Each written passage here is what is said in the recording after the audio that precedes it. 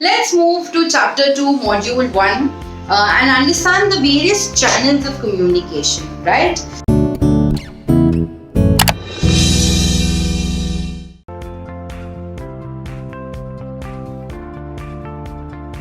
So when we talk of channels of communication, the very first difference or the very first breakthrough of channels of communication is either it is an external communication or an internal communication. A bit recap. External communication is when you are communicating with people outside your organization. So HUL within itself, if it's communicating within all its departments or its subgroups, it will be known as an internal communication. But when HUL is communicating with maybe ITC, one of its competitors, or maybe when it's communicating with its customers, when it's communicating with following the various guidelines that the government has given, we say that it is an external communication that's taking place. So HUL, organization beyond the walls of an organization is external, and within the walls of an organization is internal communication. External communication apparently is of 3 types: inward, outward and diagonal. Very simple to understand. External communication, since it's out with the outside the organization, the best way to understand outward is when from the organization there is some sort of communication that is going out to the media, to the customers, to the government, to these banking transactions. Best example, say for example, we are in this institute, okay, a college premises. So college X, the principal of college X gives out a letter for recruitment that we have a vacancy for faculties and we would want applications, or we are receiving applications for the same. So what happens in this outward communication? You are sending across information that there is a vacancy to the outside of the organization in the print media, on your website portals, so that people from outside the organization can do an inward communication. Means they can send their resume, or maybe one day when you all have kept a walk-in interview with their current updated resumes, CV, they can walk into the premises and communicate with the people within the organization. So the principal, outward communication, has given an ad. Inward communication is the resumes that have been received, right? And from there, maybe you chalk down, and then the receptionist or the coordinator, whoever the in charge person is, calls again as an outward communication process that okay, your resume has been shortlisted and we would like to schedule an interview. And then in an inward communication, the person walks down to your campus and gives a particular interview. So external communication, we understand outward and inward. What is diagonal communication? Diagonal communication is nothing but having in 2 ways: either same status but outside the organization, or same status, not necessarily the same status, but different status, different hierarchies, but again outside the communication. Now let me put it forward. Diagonal communication, also known as lateral communication, is when one principal of college A coordinates with another principal of college B. So in terms of the status, both of them are principals of various of these 2 colleges. Same role, same status, same hierarchy, but organization A and organization B. So that is the outside the organization. That is why it's external communication. And what happens in another part? Say for example, a coordinator of college A communicates with the student head of college B. So in terms of hierarchy, they are in different zones. Or principal of college A gets in touch with a teacher of college B. So in terms of hierarchy, they both fall in different levels. Yes, and in terms of the fact that outside and inside organization, they are outside the organization. The person you are communicating to is outside the organization. That's how we understand diagonal communication. So, summary: internal, external communication of channels, and there we understood one small part, which is the external communication happens inward, outward and diagonal. Now let's look at what happens in internal, which is again a part and parcel of our business communication. Mainly, most interactions that take place within the employees are of utmost importance. Yeah, so we divide it into formal and informal. So under internal communication, we now have two parameters, formal communication and informal communication. Now, as the word or as the name suggests, formal communication is where you have to talk about meetings, about processes, about policies, about strategies. Whereas informal communication is a regular hi-hello kind of a communication or some sort of rumor, some sort of grapevine that is not necessarily a part and parcel of your organization. Right? So let's break it down and understand each of it one by one. When we talk of formal communication, under formal communication we have three heads. It either happens upward format, it either happens downward format, or it happens in a consensus manner. Okay? Or let's now understand one by one. When I talk of the very first, which is the vertical form of communication. Vertical, as the name suggests, a standing line, right? So in vertical, we have two parameters. Either it is upward communication, either it is a downward communication. Okay, let's again simplify. Internal, external. Again, external, we have outward, inward, and diagonal or lateral. In internal, we have vertical, horizontal, or concentric. Vertical means a straight line, horizontal means a sweeping line, and then the third one is concentric that we'll discuss it because it's kind of different from horizontal and vertical.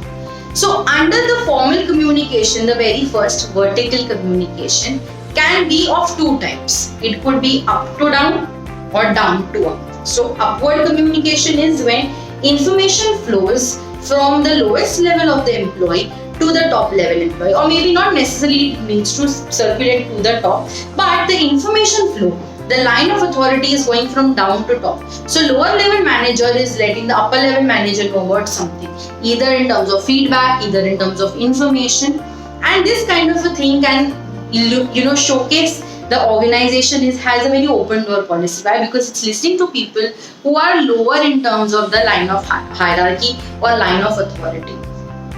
Whereas when we talk of downward communication, it is the opposite of upward. It means here the information or instructions, to be more specific, flow from the top level management to the lower level management. Ideally, it is a one-way kind of a communication because it flows from top to down, right? And it leads to more of a disciplined parameter. Like जो भी orders, instructions, commands दिए गए हैं, you have to as it is follow, right? So let's once again revise two parameters. When we talk of formal communication, we have three parts of formal communication: vertical, like a line format; horizontal, sweeping format; and a consensus format. In vertical, we further subdivided into upward and downward. What we mean by upward? नीचे से, low level से it's going up. Okay, so the students, as an example, are sending some information to the principal. So that is upward communication. Downward communication. Principal is replying something, or principal is sending certain set of instructions that have to be followed by students, which is a downward communication. Under downward, we can primarily say that there can be two ways via which the boss or the line of authority would communicate. Either it would be top level, mid level, low level, or maybe just the top level addressing to people at large. Let's take it, or let's understand it with the help of an example. In terms of downward communication, the first one being chain communication. Chain communication means where principal is sending some sort of information to the coordinator, coordinator to the faculties, faculties to the students. So multiple levels that are taking place in the organization. Whereas, say for example, the principal directly is addressing to the students, or principal directly is addressing to all the teachers. So that happens as a clustered downward communication. Hierarchy maintain हो रही है, but एक ही person disseminate कर रहा है. What happens in chain? Normally it's time consuming. Information can be distorted. एक ने कुछ समझा, कुछ बोला, कुछ किया, और वापस से feedback के लिए time जाएगा. Whereas if it's the cluster system, directly the principal is coming and addressing, and if there are doubts, common forum पे the doubts are getting solved. So that is how you can identify. That's how you can take it as an advantage, disadvantage of chain and cluster communication. Right? So with this we finish off, or with this we understand external, three parts: internal we have formal, we have informal. Under formal, we have the vertical one that we did up, down, right? Then we have horizontal, and even in downward when we did, we had downward as cluster and chain. Understanding the horizontal communication. As the name suggests, it's a sleeping line, right? Okay, so it happens across, the lateral levels. So HR head communicating with the finance head within the organization because it is internal. So the HR head communicating with the finance, or maybe the HR with the marketing, HR with the sales. So same positions. Sales executive communicating with the HR executive. So then again it will become the same way. So also known as lateral communication, sleeping line communication. It happens between the same status. And what you also need to understand that normally why does this horizontal communication take place? More or less it is maybe basically to take in some sort of information, some sort of data, or to give some advice, to give some sort of counseling, probably have some requests that need to be sorted or need to be taken into consideration, some forwards that are required. So for majorly these objectives, there happens a horizontal communication within the organization. Now what would be probably its advantages and disadvantages? Let's quickly understand the same. As an advantage parameter, in case if there are any, since there is a lot of cooperation and coordination between these two departments, because they're communicating on a lateral or a horizontal level, what happens in times of emergency, in times of crisis, you will save a lot of your time and you're able to communicate quickly. Whereas what happens as a flip side to this horizontal communication, there's too much of horizontal communication in an organization. There could be chances that you would really not know who is a deserving person in terms of rewards or recognitions. If something has taken, if some decision has been taken in right, considering two heads of different departments have taken a joint decision, whom to give recognition to is was it this person's involvement or this person's involvement that led to this particular decision. Hence, lack of reward and recognition would be. It could also come sometimes lead to rivalry because you're not able to give the right kind of appreciation to the person deserving. It can lead to unwanted rivalry. And when communication starts taking place direct to direct same peers without keeping the higher authority in loop, there could be chances that the discipline of the organization can break, because indirectly the teacher and directly the students are communicating with their set of students and taking a decision. The teacher, the principal, the in-charge coordinator, whosoever it be, is not kept in the loop.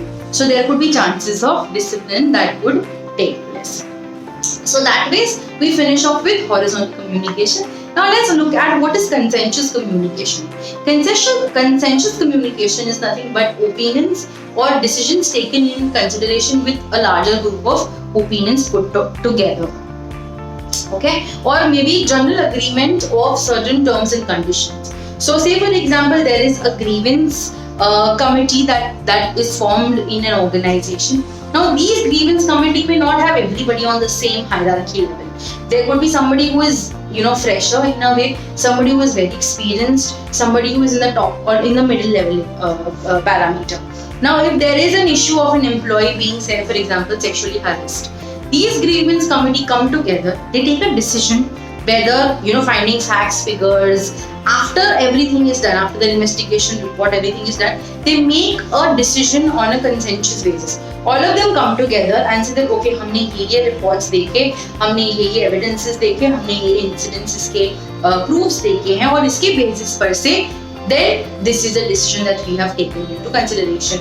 Or let's say for example recruiting of somebody or termination of certain employees. So maybe the HR head, the marketing executive, the sales head, the CEO or the top management, anybody from the top management, they all sit together and decide whether to hire this person or to fire this person. So you meet together for a temporary period of time.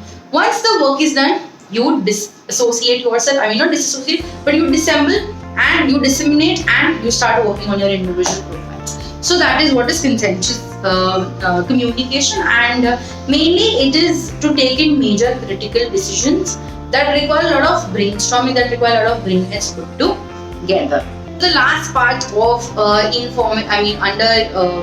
internal sources of communication, we understand the very one part which is informal communication, and informal communication is in the form of grapevine.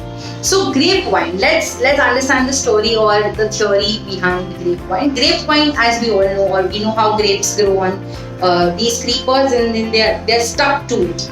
Of course, this is not how you define a grapevine communication, but it was a concept, or it was something that has come into action or come into interdependence with regards to the American Civil War.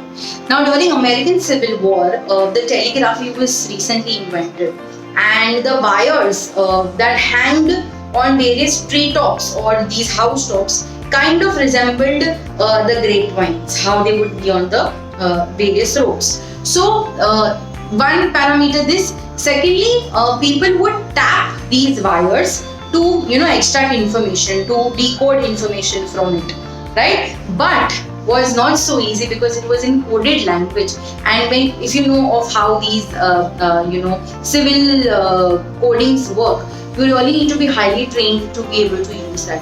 So since these informations could not be decoded correctly, the information always received was some or the other informal, or half information was received, undependable sources and not complete information. And that's where the whole concept of grapevine communication came into picture. That they are a sort of informal communication, they are a sort of information that are not completely true, something somewhere heard, understood by somebody in another way and represented in front of somebody else. So that is why we say that grapevine communications or gossips that are necessary in a way for an organization. Why they are necessary is because sometimes through these grapevines, organizations come to know what's really happening on the lower levels of organizations. What's happening between the boss and the subordinate, between a low level management on this particular team. Why there is so much of attrition. Directly कोई मुंह पे नहीं बोल पाता है कि ये boss बेकार है. But informally, हाँ यार ये बॉस बहुत परेशान करता है, इसलिए लोग छोड़ के इसको जा रहे हैं, दूसरी कंपनी में जा रहे हैं, something like that. So grapevine communication is important from a point of view of organization. And in general, we can say that grapevine communications are 4 types, or there are 4 ways via which these gossips, these grape mongers, disseminate information.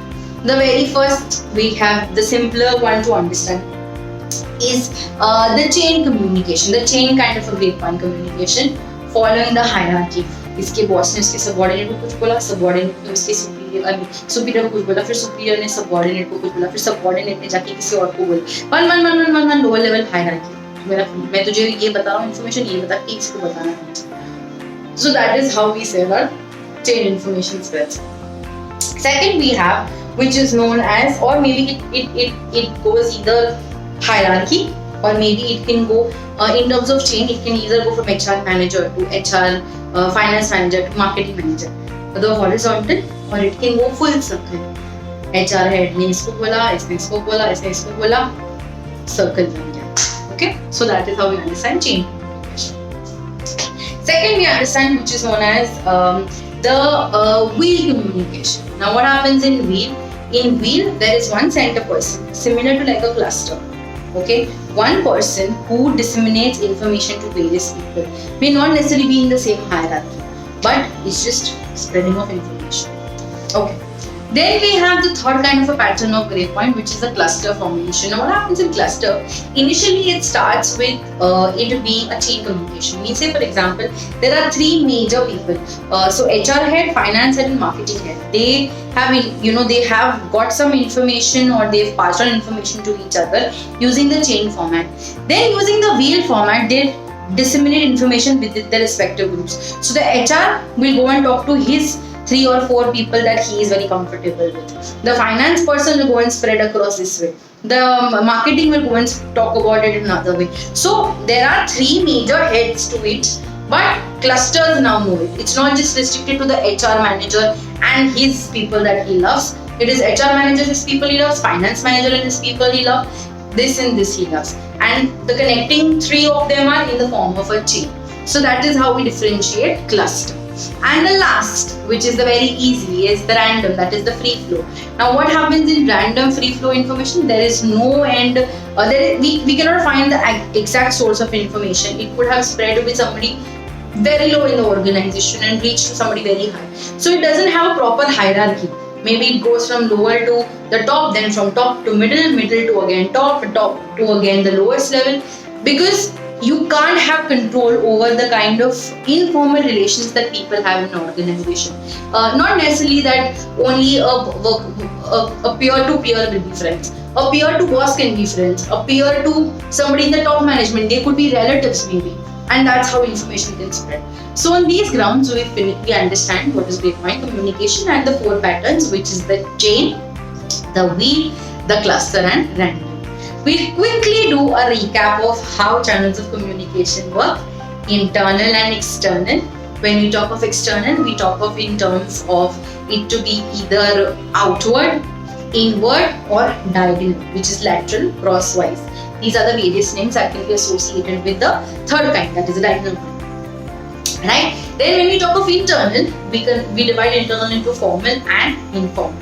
Under formal, we have 3, that is vertical, horizontal, and the consensus.